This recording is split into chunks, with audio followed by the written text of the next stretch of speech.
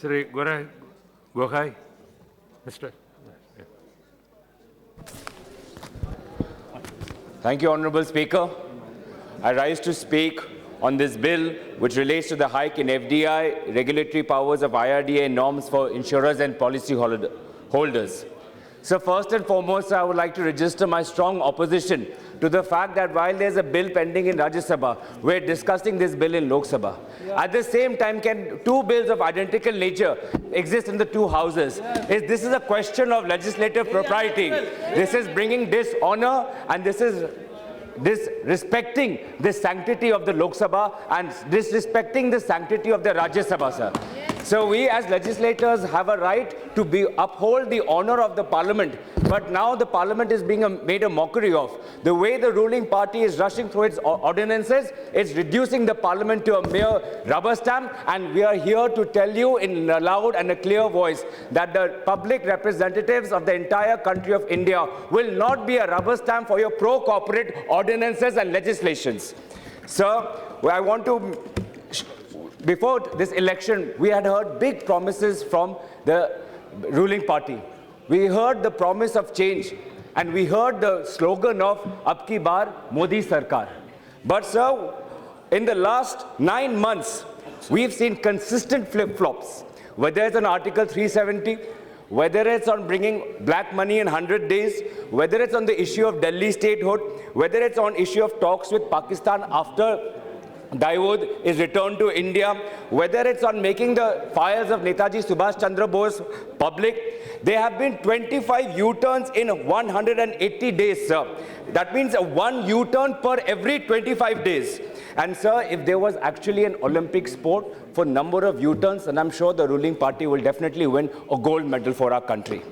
Sir, the amount of U-turns that is taking place is putting their own supporters in a flux. Their own supporters, on the basis of which they had won the 2014 Lok Sabha election, are now raising their arms. Whether it's the Swadeshi Jagran Manch, whether it's the Bharat Mazdoor Sangh, whether it's the Bharat Kisan Sangh, the labor, the farmer, and the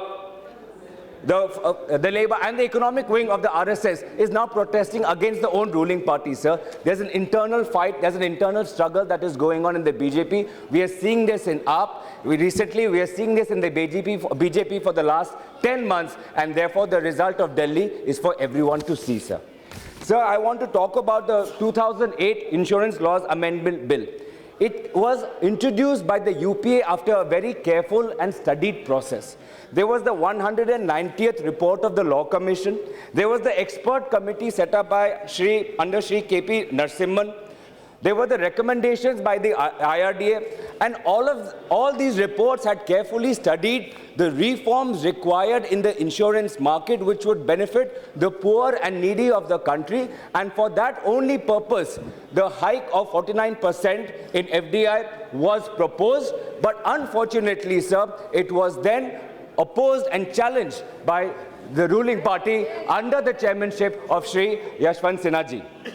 Sir, at that point of time, they did not understand the need and the dire necessity for insurance market reforms. Sir, India's insurance market is one of the largest markets for insurance. But many of our poor, when they have to go to the hospital, they pay out of the pocket. Ideally, sir, the insurance should cover for them, but they are paying out of their pocket, by which they have to mortgage their house, they have to mortgage their jewelry, they have to mortgage their property, pushing them into more greater poverty. So therefore, we had suggested that let us bring FDI, let us reform the insurance sector. We have seen that after the 1999 IRDA Act, the number of insurance companies in India had increased from 6 companies to 53 companies. The penetration had increased. In market estimates say that the growth rate of the India's insurance market is close to 12 to 15%. If we can grow, it can contribute to our economy, it can contribute to our GDP. The market estimates say that currently our market potential is $66.4 billion US. But if we push the reforms in the right direction, in the necessary direction, in a collective and collaborative manner, then this could be a $350 billion market. But unfortunately, sir, the BJP in its 2008 opposition negated all of these positive impacts which could have come out. Just for their own political self-interest, they negated all of the various methods we could have taken to increase our economy. We have to now, sir, look at this new bill that has been introduced by them. And there are many concerns which I want to raise. So one of the first things that we have to make sure that insurance is given to every poor person, especially when it comes to health. As I said, there are many people who come and want to claim insurance, but the criteria of private insurance companies are so strict, are so stringent, that even the poor cannot take benefit. We must ensure that under this new insurance law, no poor deserving person can be denied his right to insurance. This bill needs to make sure of that. So at the same time, in the 2008 bill, we had said that for health insurance related companies, the minimum capital required is 50 crores. But in this new bill, the criteria has been changed, and it says that instead of 50 crores as the minimum capital needs to be 100 crores. What is the reason for this?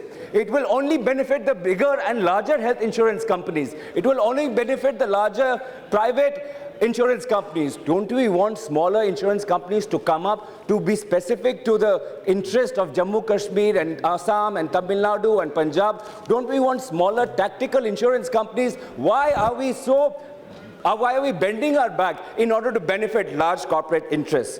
So another thing that we must ensure that all the insurance, the investments that come, their flow must go into infrastructure development of our country. IRDA authorities has in its guideline mentioned that 40% of the investment should go into government securities, 10% should go into infrastructure. Are we ensuring that the investment that is coming under this new bill, will it go into infrastructure or will it always go into equity? We have to make sure that we prioritize infrastructure in our country, sir. Sir, at the last, I would not like to take much of your time, but one small point I would like to mention. Sir, in this new bill, and it is different from the 2008 UPA bill, sir, in this new bill, the power of IRDA, the authority that was created in 1999, is being gradually diluted, and we must stand guard and not allow the IRDA authority to be diluted.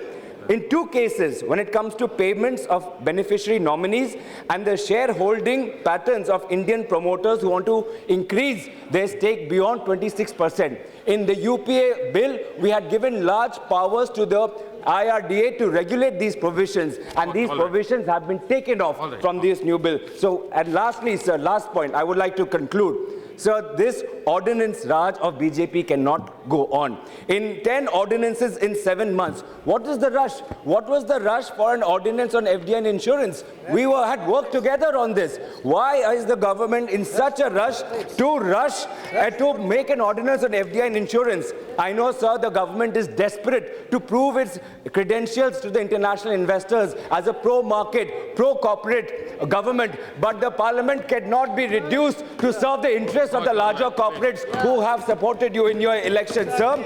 We do care about economic growth, but the growth needs to be based on the principles of equity and fairness and transparency. It cannot be a growth reduced to just supporting the large corporates. So therefore, the parliament is a house of legislation. Its sanctity and its powers will not be reduced to a rubber stamp. And I caution the government on this route that they've taken of ordinances. Thank you very much.